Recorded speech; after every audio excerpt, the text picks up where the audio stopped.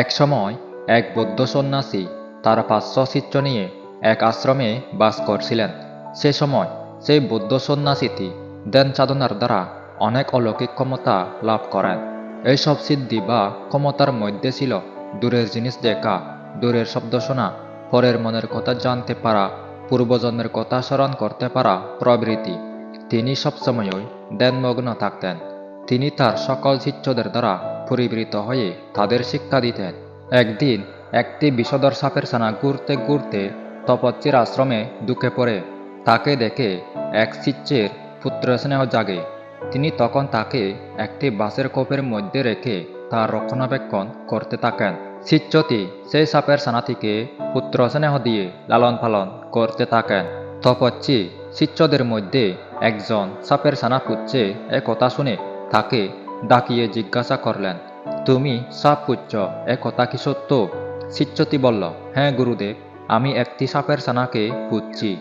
তারপর তপস্বী শিষ্যটিকে বললেন, সাপকে বিশ্বাস করতে নেই, তুমি ওকে আর রেখো না। তারপর শিষ্যটি বললেন, শিষ্য যেমন আচার্যের স্নেহভাজন, তেমনি ওই সাপও আমার স্নেহভাজন, আমি ওকে ছেড়ে থাকতে পারবো না। তপস্বী বললেন, তবে দেখছি এই সাপের দংশনে তোমার মৃত্যু হবে। তবু সেই শিষ্যটি তার গুরুর আদেশ অমান্য করলেন। তিনি সাপটিকে নিজের কাছে রেখে দিয়ে লালন পালন করতে লাগলেন। এরপর কিছুদিন পর আশ্রমবাসী সকল শিষ্য ফল সংগ্রহের জন্য বনে যান। সেখানে এক জায়গায় প্রচুর ফল পাওয়া যায় দেখে তারা সেখানে 2-3 দিন থেকে গেলেন।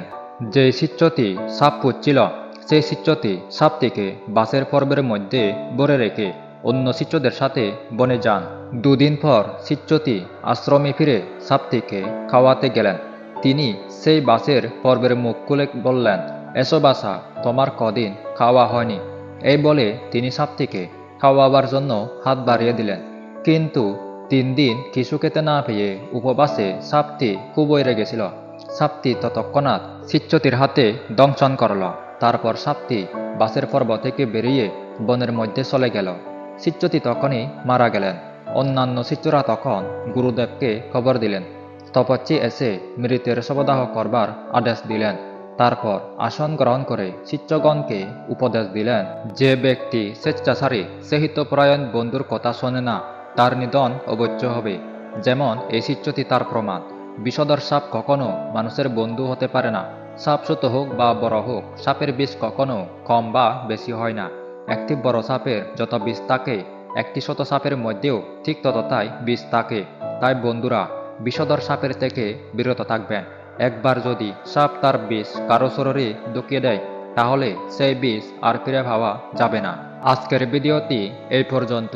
ভিডিওটি যদি ভালো লাগে, ভিডিওটিতে একটা লাইক দিয়ে চ্যানেলটি সাবস্ক্রাইব করবেন এবং পাশে থাকা বেল আইকনে ক্লিক করবেন। ধন্যবাদ।